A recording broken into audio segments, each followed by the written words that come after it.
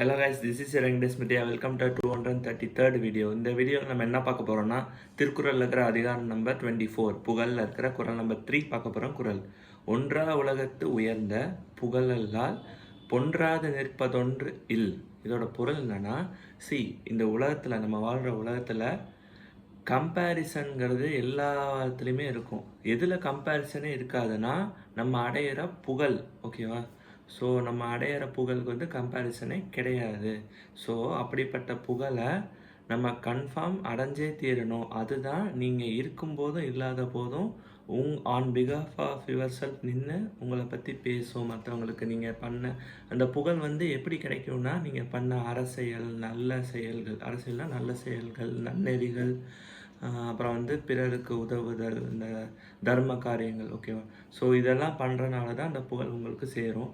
அது நீங்கள் பொண்ணும் பொருளும் எப்படி சேர்க்குறீங்களோ, உங்களுக்கு மணி அண்ட் கமாடிட்டிஸ் எப்படி சேர்க்குறீங்களோ அதுக்கு ஈக்குவலாக இதுக்கும் டைம் ஸ்பெண்ட் பண்ணி புகழையும் சேர்த்து வைங்க. அதுதான் பிற்காலத்தில் உங்களுக்கு உதவும் அப்படிங்கிறது சொல்கிறாரு. கிட்டத்தட்ட அது ஒரு அசட் அப்படிங்கிற மாதிரி திருவள்ளுவர் சொல்கிறாரு. நன்றி.